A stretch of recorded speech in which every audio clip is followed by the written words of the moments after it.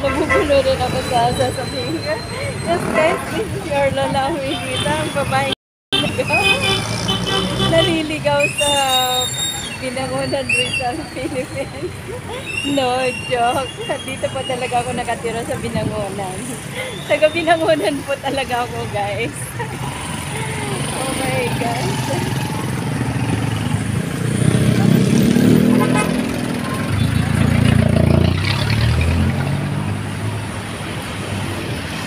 Since nasa gabi ng ulan tayo guys, ayan, maglalakad-lakad tayo.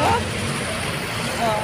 Sa kabila, ayan, mayroon tayo dyan, Chowking, Jollibee. Ayan, hindi ko na binidyohan ang ano, hindi ko na binidyohan yung ano, McDonald's. Oh my gosh, naglalaboy ang lola niya. Ayan. By the way, happy Easter sa lahat ng mga ka-friendship natin dyan. Sa mga kaibigan ko sa Europe. Stern. Ruhe. Stern. Ayan. Happy Easter.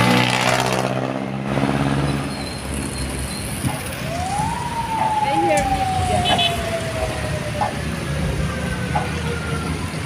Teka, magtatanong tayo. Magkano po ang hermit gas nyo?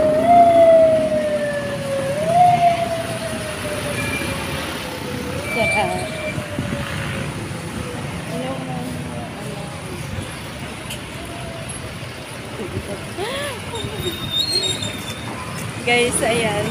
Sa kabila, super traffic. Ayan. Pero since na naglalakad lang tayo,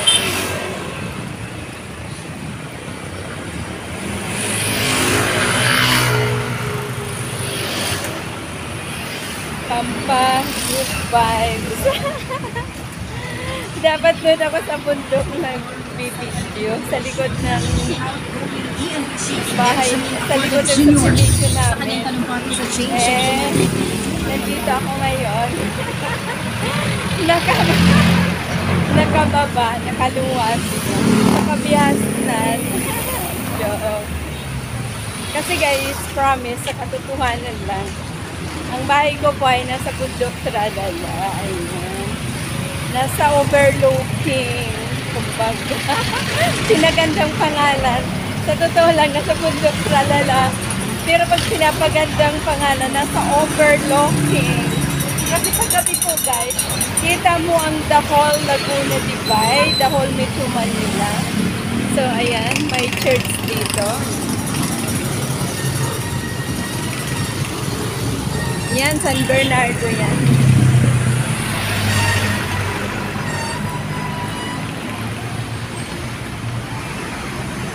So guys, ayan.